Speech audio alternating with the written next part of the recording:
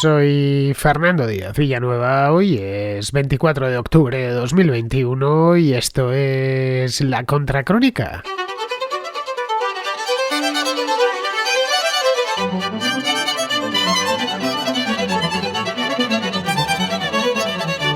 Bienvenidos a la contrarréplica, una contrarréplica que se ha hecho mucho de desear porque llevaba 3 semanas sin hacerla. La última y la anterior no la hice, esta sí que han sido 2 semanas sin contrarréplica, no por falta de deseo de hacerlo, todo lo contrario. Bien sabéis que me gusta mucho hacer la contrarréplica y escuchar a los contraescuchas que me traen sus temas.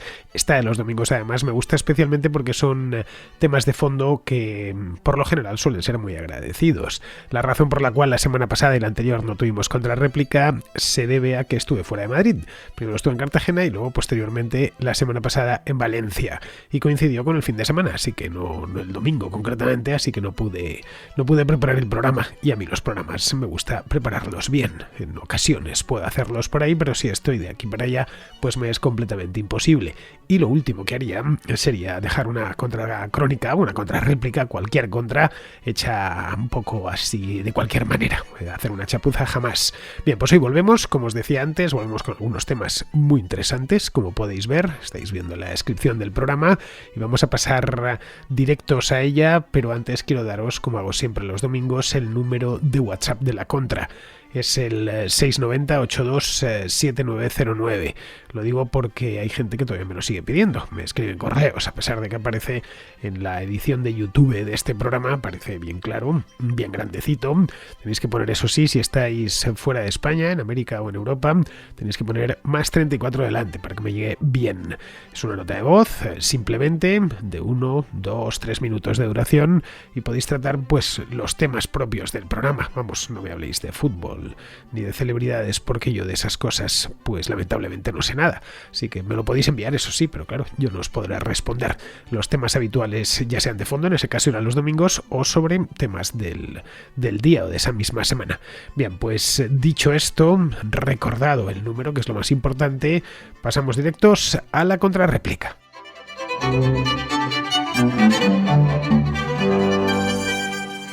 Empezamos con Daniel, que es un paraguayo que vive en Buenos Aires y que nos habla del índice de percepción de la corrupción.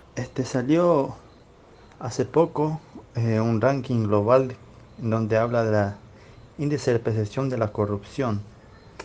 A mí me llamó la atención es que no me cierra cómo está hecho el ranking, ya que, por ejemplo, en ese ranking están los peores, la peor región, América Latina como siempre, y más o menos va así enumerados. Está Costa Rica, Cuba, Argentina, Colombia, Bolivia, México, y después seguiría mi país, que estaría mal. A mí lo que me llama la atención es que Cuba, Argentina, Colombia, Bolivia y México sea menos corrupto que Paraguay. Me explico. Sabemos que Cuba es un país comunista en donde toda la productividad se encarga de la casta política, ¿no? La cúpula del Partido Comunista. Entonces a mí lo que no me cierra, que Paraguay, siendo moderadamente libre y un país capitalista, sea más corrupto que un país comunista. Eso a mí no me cierra. Y otra cosa, Argentina tampoco. ¿Cómo puede ser Argentina un país menos corrupto que Paraguay? Siento que tuvimos a Carlos Kirchner, que ya sabemos todo el escándalo que hubo en su gobierno. Luego también tenemos Bolivia también, que estuvo gobernado por Evo Morales, que era un narcoestado, que va a ser también menos corrupto que Paraguay. Porque en otro estudio tenemos, realizado por el BID, que se llama lo que sería filtraciones, ¿no? Lo que ha realizado el BID. El BID tiene en cuenta estos factores para analizar lo que sería a los gobiernos de Latinoamérica, para ver cuáles son sus malgastos, ¿no? Cuándo están malgastando. lo que sería filtraciones de transferencia, mal gasto de compras públicas y mal gasto de remuneraciones a empleados públicos. Lo cual ahí nos dice que Argentina tiene un mal gasto de 7,2 del Producto Interno Bruto. Después lo sigue Colombia con 4,8, Costa Rica 4,7 y Paraguay es el país que lo sigue, el que tiene uno de los menos mal gastos, que solamente 3,9, no llega ni a 4%. Entonces, ¿cómo puede ser que si Argentina está mal gastando más que filtraciones? Dice acá el BIT, realmente eso sería, para no decirle que el Estado se roba eso, en clientelismo político, etcétera, etcétera. Y cómo puede ser que Paraguay, siendo un poco más eficiente que Argentina, sea más corrupto que Argentina. La verdad que me gustaría que analizara eso y que realmente nos des tu opinión en un programa y, y eso más que nada, ¿no? Contrastar un estudio a otro. Realmente quizás el índice de corrupción sea realmente, como dice ellos, una percepción, porque no hay realmente algo que se pueda medir. Y eso más que nada, así que me encantaría que realmente les hablara de esto, ya que también Paraguay para mí se merece una mejor posición, ya que Paraguay tiene el impuesto más bajo de Latinoamérica, solamente detrás de Panamá, y solamente cobra tres impuestos, lo que sería impuesto a la renta personal, empresarial y lo que sería después el IVA, mientras que en Argentina tenemos casi 170 impuestos. Así que nada, Fernando, así que es todo eso, así que muchas gracias, encantado y como siempre todos tus programas los escucho y me gusta. Saludos de acá de Buenos Aires, Argentina y un fuerte abrazo. De este índice ya he hablado en alguna ocasión, si mal no recuerdo, en la última contrarréplica, la que hice a principios de octubre. Si no fue en esa, fue en la anterior, vamos, lo tengo muy fresco en la cabeza. En este informe, el informe de percepción de la corrupción, el índice concretamente, que se elabora todos los años, lo realiza una ONG con sede en Berlín llamada Transparencia Internacional. Se hace todos los años y por lo tanto todos los años tienen su nota de prensa correspondiente, en el que van cambiando los países, unos suben, otros bajan. Básicamente desde hace muchos años viene a ser casi siempre el mismo, suelen estar los países colocados en el mismo lugar o muy parecido lugar. Si un país muy corrupto, vamos, creo que en ninguna ocasión se ha dado que haya pasado de abajo de la tabla a la parte de arriba. Pero bueno, como os comentaba en aquella ocasión, esto es un índice que se basa en encuestas de diferentes instituciones. No sé si 15 o 20 instituciones, las meten en una matriz y a partir de ahí ofrecen los datos. Esto evidentemente condiciona los resultados porque no mide la corrupción, sino, como bien dice su nombre, la percepción de la corrupción, que es una cosa distinta. El año pasado, por ejemplo, tengo el informe aquí, me lo he bajado. El del año 2020, el del año 2021 todavía no está hecho, pues porque no estamos en 2022, si esto se hace a año vencido. El del año pasado, el país más corrupto del planeta era, según este índice, Somalia, y el menos corrupto era Nueva Zelanda. En la parte alta de la tabla, la de los menos corruptos, tenemos la parte alta de la tabla, aparte de Nueva Zelanda hay unos cuantos. Tenemos, por ejemplo, básicamente son países europeos, según estoy viendo. Está Dinamarca, está Suiza, está Finlandia, y luego entre los más corruptos, en la parte de abajo de la tabla está Yemen, está Sudán del Sur, está Venezuela, también en el top 10 de los más corruptos. Bien, parece razonable, en principio la clasificación es seguro que la corrupción en Sudán del Sur es mucho mayor que en Finlandia, o que los políticos y funcionarios son más honrados en Suecia que en Venezuela. El problema no está ahí, como bien indicas, sino en el centro de la tabla. Ahí encontramos muchos países hispanoamericanos. Argentina está en el puesto 78, año 2020, México en el puesto 124 y Paraguay en el puesto 137. Pero aquí habría que preguntarse, ¿cuál de los tres es más corrupto? Pues realmente no lo sabemos, no tenemos ni idea, porque solo habría un modo de saber cuánta corrupción hay en un país. Es decir, que saber exactamente y hacer un índice preciso. En ese caso solo podría darse si todos los casos de corrupción se descubriesen, se informase de ellos en la prensa y se juzgase a sus responsables y se les condenase si procede condenarles, claro. Pero eso no siempre sucede. Como bien sabemos, en las dictaduras, por ejemplo, pues oficialmente no hay corrupción, porque la prensa no es libre y por lo tanto no puede investigarla ni informar de la misma. Ese es el caso, por ejemplo, de Cuba.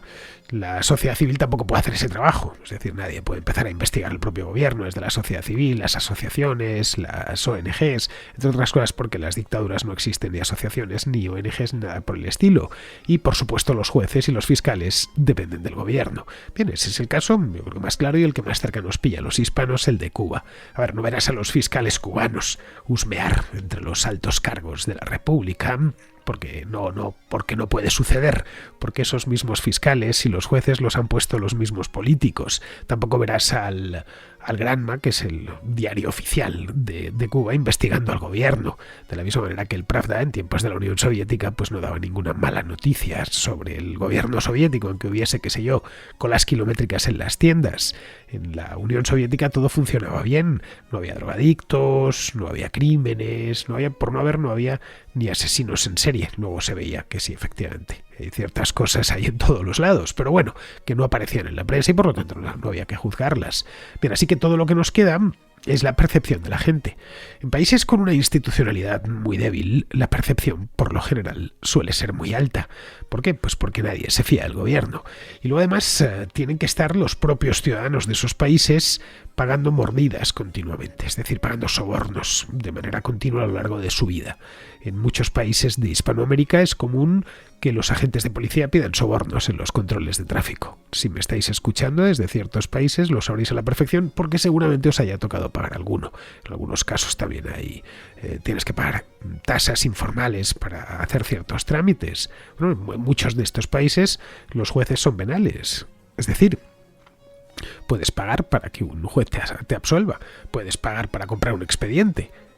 Para conseguir un contrato con la administración es bastante corriente que se deslicen comisiones hacia el bolsillo de los políticos o de los funcionarios que adjudican ese contrato. Bien, estas cosas, como bien sabemos, rara vez se denuncian, luego formalmente no existen. Pero claro, queda esa percepción. Porque el que más y el que menos pues ha sentido la corrupción en sus propias carnes. Mira, un ejemplo.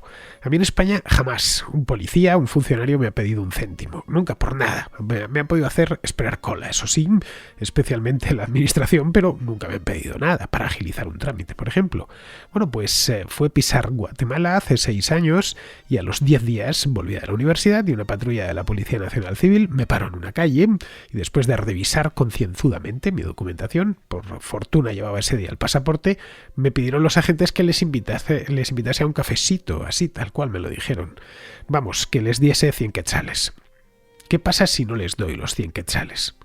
Pues lo mismo me llevan preso y me acusan de cualquier cosa, no sé, de saltarme un semáforo, de haber aparcado mal. Vamos, que es posible que me hubiese metido en un buen lío por 100 quetzales, que pues no sé si llega a 10 euros. Así que les di los 100 quetzales. Bueno, mejor dicho, les invité a un cafecito, que es para lo que me lo pidieron. Estos policías eran muy finos y ante la duda, y además sabiendo que se lo estaban pidiendo a un extranjero, pues dijeron lo del cafecito.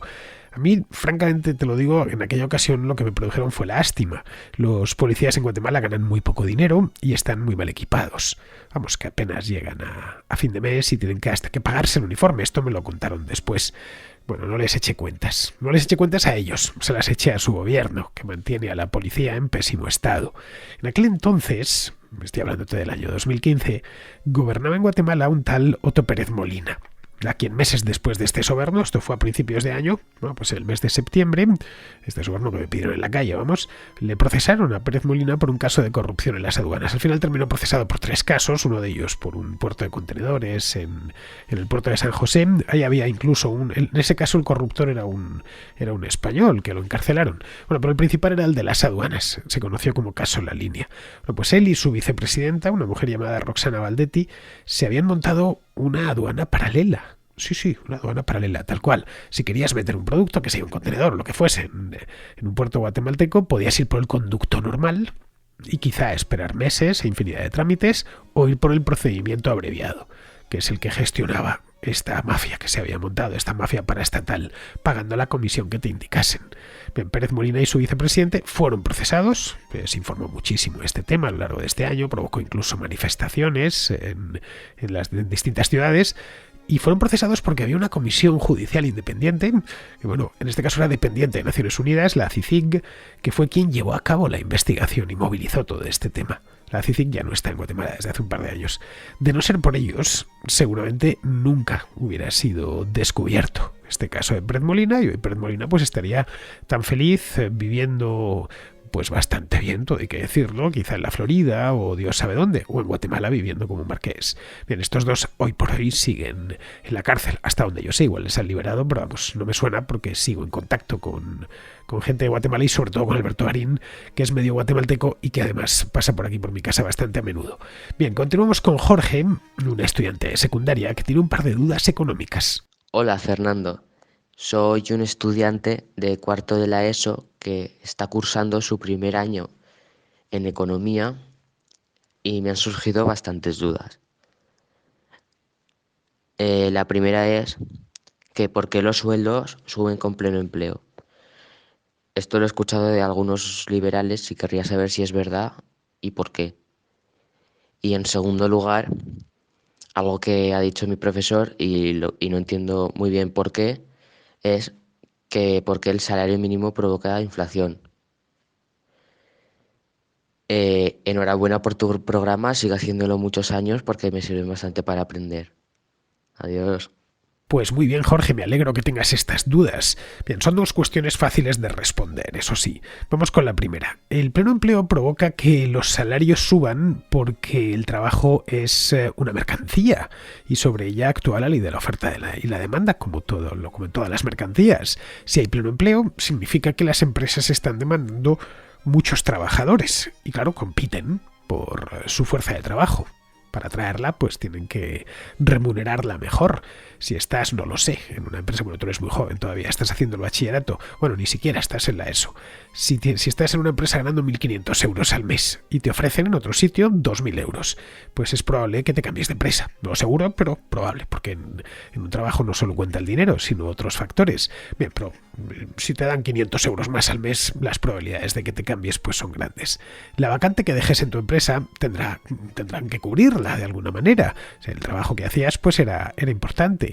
En un mercado laboral en el que hay muchos desempleados, podrán cubrirla por 1.500 euros o incluso por menos. Pero si todo el mundo tiene trabajo, tendrán que subir un poco el salario para quitar el trabajador a otra empresa. Esa es la razón por la cual hace que cuando hay pleno empleo, es decir, cuando todo el mundo trabaja, los salarios tienden a subir y al contrario, cuando hay mucho desempleo, los salarios tienden a bajar. Respecto a lo que comenta tu profesor de que el salario mínimo provoca inflación, a ver, podría llegar a provocarla si se sube mucho de golpe ese salario mínimo. Pero vamos, el primer efecto del salario mínimo no es la inflación, sino el subempleo. Es decir, el empleo en el mercado informal. Que eso es el subempleo. El salario, como te decía antes, Jorge, es el precio de tu fuerza de trabajo, descontándole un interés que se queda el empleador. Es lo que los marxistas llaman la plusvalía. Es decir, si ganas 1.000 euros al mes, tienes que producirlos antes. Tienes que ganarte el sueldo, porque de lo contrario la empresa quebraría. Pongamos por caso que ganas 1.000 euros, pero produces 1.300. Esos 300 sería la plusvalía, es decir, sería ese interés que es con el que se queda tu empleador, entre otras cosas, porque es el que ha facilitado que ese puesto de trabajo exista y ha hecho un anticipo de capital importante. Entonces, estamos así, tú estás ganando tus 1.000 euros y el gobierno sube el salario mínimo hasta los 1.500, así por decreto. Bien, en este caso no te estarías pagando el sueldo, porque recuerda, produce solo 1.300 y la empresa tendría que prescindir de tus servicios o no hacerlo y abocarse directo a la quiebra. Sí podría suceder que te quedases sin empleo y a partir de ahí tuvieses que irte al paro y bien, y si tienes derecho a subsidio, pues cobrar el subsidio un par de años, o que siguieses haciendo ese mismo trabajo sin contrato, es decir, en el mercado informal. Eso es básicamente lo que produce el salario mínimo.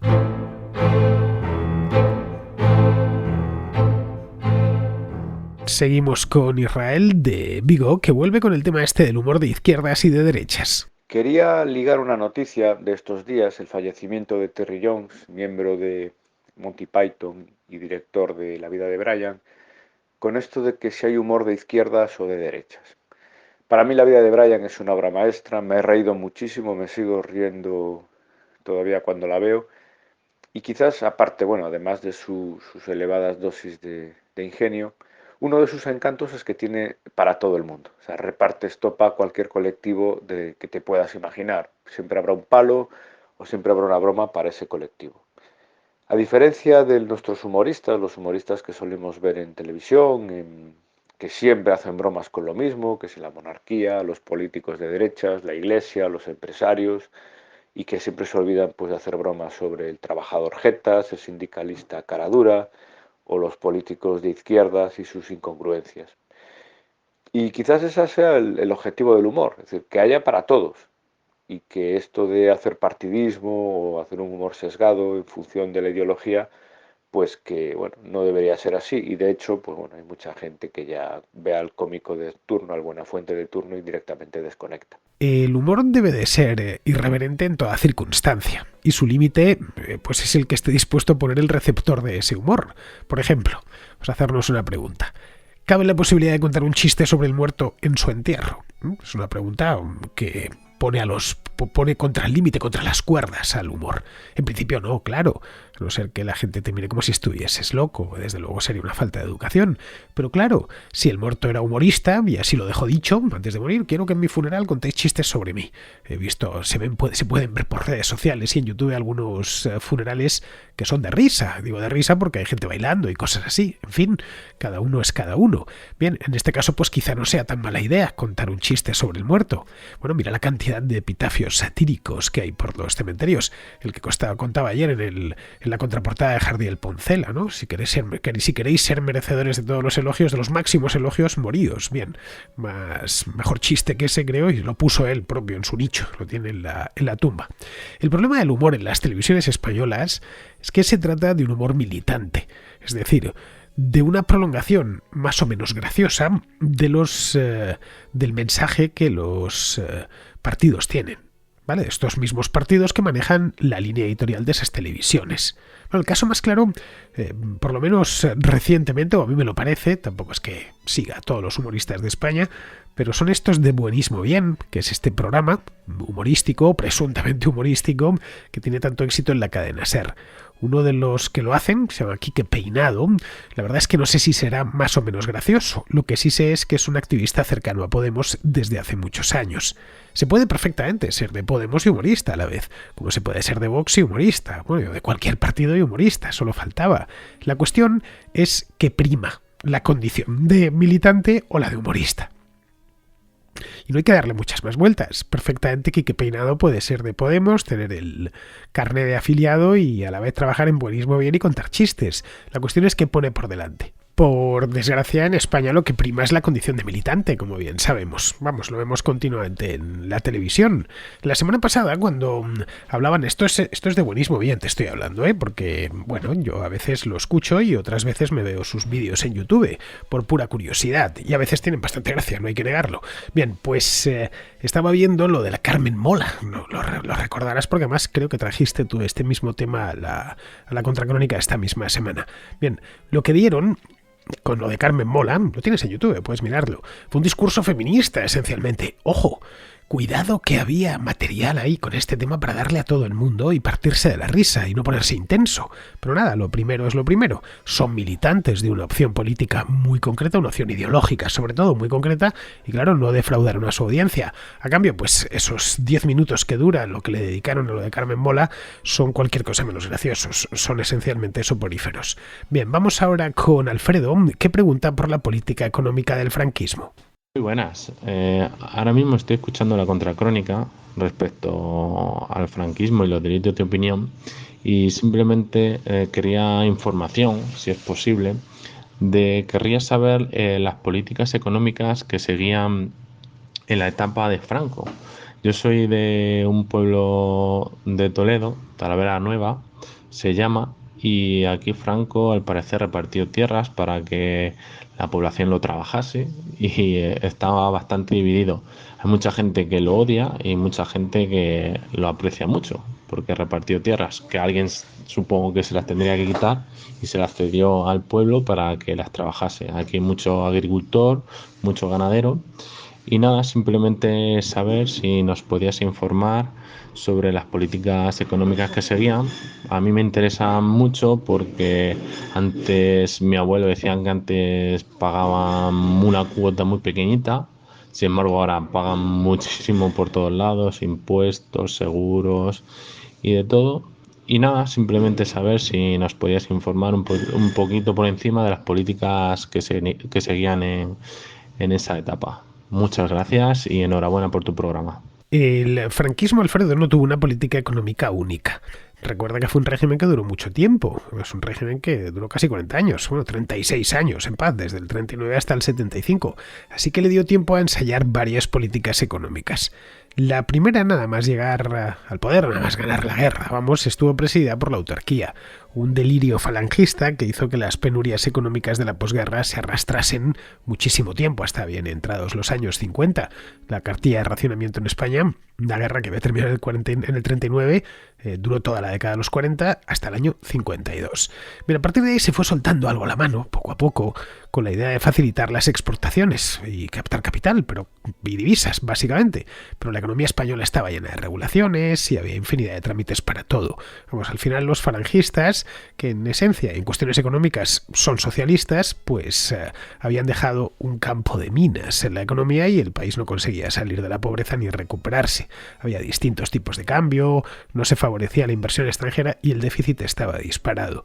A partir del año 59, empezó antes tímidamente ya en el 57, pero es a partir del 59, es decir, 20 años después de la guerra, del final de la guerra, se dio un golpe de timón, con un plan de estabilización económica muy ambicioso, que elaboraron los llamados ministros tecnócratas. Básicamente Laureano López Rodón, que era el padre de todos ellos, Mariano Navarro Rubio, que había sido gobernador del Banco de España, y Alberto Ullastres, que era el ministro de Comercio. Bien, estos tipos sabían de economía, eran gente seria.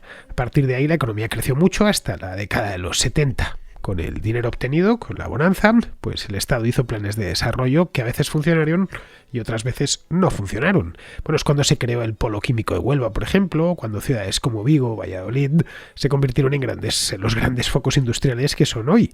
En el campo se pusieron en riego muchísimas hectáreas para aumentar la productividad agrícola con estos planes de desarrollo. Algunos habían empezado antes, en la época de la autarquía, pero claro, no se podían financiar convenientemente. Ya en los años 60, con las arcas públicas rebosantes de marcos alemanes, francos franceses y dólares, pues se pudieron poner con esto mucho más en serio. Lo que hicieron con estos planes de desarrollo en el campo, estoy hablando. Por ejemplo, el Plan Badajoz, cuyo objetivo era poner en riego un montón de hectáreas allí en la provincia de Badajoz, en la ribera del Guadiana. Y con eso pues la productividad se iba a disparar y se disparó. Pero eso le cambió la cara al Valle del Guadiana. Se fundaron nuevos pueblos y se entregaron tierras de regadío a los agricultores. Bueno, en la zona donde vives, en Toledo, también se fundaron pueblos, entre ellos el tuyo, Talavera la Nueva. Por eso se llama La Nueva, porque está muy cerquita de Talavera de la Reina. Este se creó durante la construcción del canal del Alberche, que es este río que conoces bien, que desemboca poco antes en el Tajo, poco antes de llegar a Talavera, y es un río que baja del sistema central y que por lo general, especialmente en los años buenos de lluvias, suele llevar mucho caudal, vamos, que suele llevar mucha agua. Bien, pues se fundó Talavera la Nueva, como un pueblo nuevo en una zona de regadío recién regada. Se represó el Alberche antes de llegar al Tajo, se hizo un embalse, no recuerdo el nombre, tú lo conocerás bien porque pilla cerca de tu casa, y allí se hizo un canal para regar toda esa comarca. Bien, al final, después de 36 años, lo que cambió el destino de la economía española y la metió en el primer mundo no fueron los planes agrícolas, sino abrir España al mundo, lo que liberó la energía productiva del país y permitió acumular muchísimo capital que se fue invirtiendo ya en otras cosas. Bien, seguimos con Francisco, que nos habla de la reasignación de sexo. Hola Fernando, he escuchado tu opinión sobre la reasignación de sexo o de género, o como quieren llamarlo ahora. Yo pensé que el género era de las palabras y ahora ya lo damos por hecho que es de la persona. Y es verdad que como liberal tenemos que respetar el curso de vida de todo adulto que quiera tomar sobre su cuerpo siempre que no haga daño a los demás. Y en eso estamos, yo creo que casi todo el mundo de acuerdo. Lo que me parece mal de todo esto es las consecuencias legales y jurídicas que básicamente intentan modificar la forma de pensar y la opinión de los demás. Es decir, yo, por ejemplo, personalmente no creo que una persona que se haga una operación estética cambie de sexo, porque el sexo es mucho más profundo que simplemente unos genitales o la apariencia o que puedas engañar a alguien.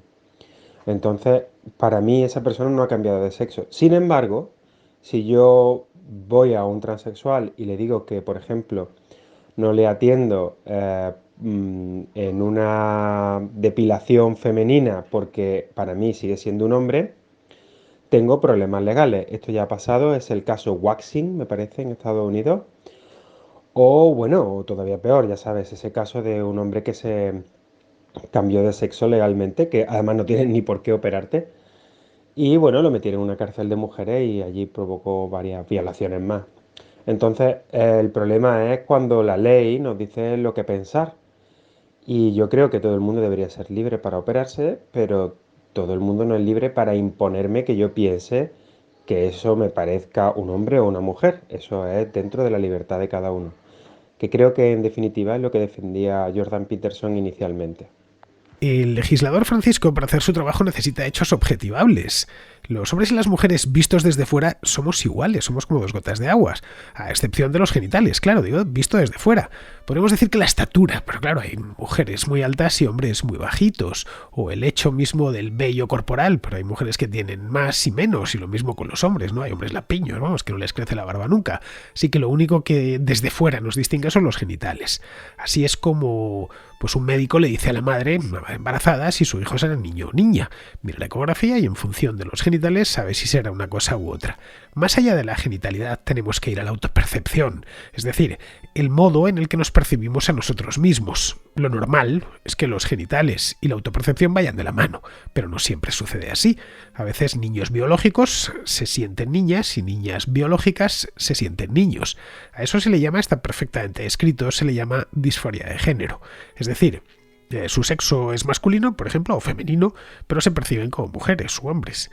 Hasta finales del siglo XX no había manera de convertir los genitales masculinos en femeninos o viceversa.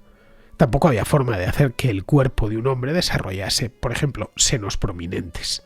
Cuando eso se consiguió, gracias a los avances en cirugía, pues ya pudo aproximarse, al menos desde fuera, el sexo y el género. Por dentro no, obviamente. Puedes crear una vagina, pero no un útero. Tampoco puedes cambiar el cromosoma, que en el caso de los hombres es XY y en el de las mujeres XX. Es decir, que cambias el sexo de forma parcial. Por eso se le llama cambio de género. Porque el género se asigna, con el sexo se nace, el género se asigna legalmente. El sexo es una cuestión biológica, el género es una cuestión legal. Un transexual nacido hombre puede operarse y hormonarse si así lo desea. Y a mí no me parece mal, todo lo contrario. Si eso le permite estar a gusto consigo mismo y acabar de este modo con un conflicto interno que le atormenta, bueno, pues es bueno que se hormone o que se someta a una operación quirúrgica. Eso sí, siempre será parcialmente de sexo masculino o de sexo femenino, porque le quedará el cromosoma y no dispondrá de todos los elementos genitales del otro sexo. Bien, a partir de ahí ya puedes considerarle tú como quieras, y él o ella a su vez se considerará lo que tenga a bien considerarse. Legalmente, eso sí, pasará a ser una mujer o pasará a ser un hombre. Bien, pues terminamos ya con Ramón de Pamplona, que quiere acabar con el tema este que arrastramos de la raza de los vascos desde hace meses. Lo hace, eso sí, en tono satírico. Vengo a zanjar en cierto modo todas las dudas y todos los debates que se han abierto sobre la pureza racial de los vascos. Dices, y dices bien, que el ser humano es promiscuo y que en los últimos 2 siglos hemos pasado de 700 millones a 7.800 millones de habitantes. Eso es un dato y es indiscutible. Pero, y permíteme que me base en las leyendas, de bien es sabido que la reproducción en ciertas zonas de España, y más concretamente en las que estamos tratando, que son el País Vasco y Navarra, algunas zonas de Navarra, son difíciles, muy difíciles y complicadas, lo cual explicaría que el ADN de los vascos y de algunos navarros, no voy a entrar a discutir si los navarros son vascos o los vascos son navarros, sea más puro. ¿Por qué? Porque, lógicamente, la coyunda es como más complicada. Entonces es más cercano, más fácil acercarse al ADN original en estas zonas que en otras donde la gente se ha mezclado más. Así que en cierto modo sí se podría decir que por estas zonas de Pamplona, de País Vasco, se les podría llamar como la reserva del ADN original. Esto incluso se podría decir que si la esperanza de vida pasase de los 83 años a los 100 o 100 y pico, en muy pocas generaciones se podría llegar al ADN original, tirando hacia atrás. Así que no es que el ADN sea distinto o deje de ser distinto, sino que es como más puro, porque la dificultad de mezclarse es infinitamente mayor.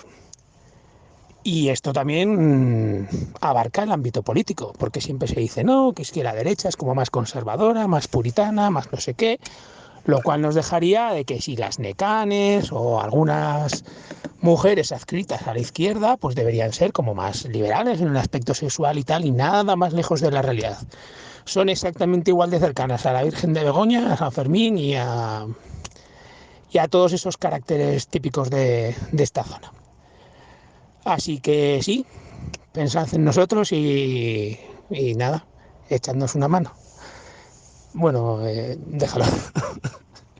Venga, todo dicho en sentido del humor, que me apetecía decir una broma mientras entro a trabajar. Venga, un saludo y muchas gracias por tu programa, Fernando. Bueno, Ramón, las vascas y las navarras son difíciles en el País Vasco y en Navarra, ¿eh? En Madrid no son tan esquivas y recelosas. Aquí despliegan todos sus encantos y no te voy a engañar, nos traen a todos por la calle de la amargura.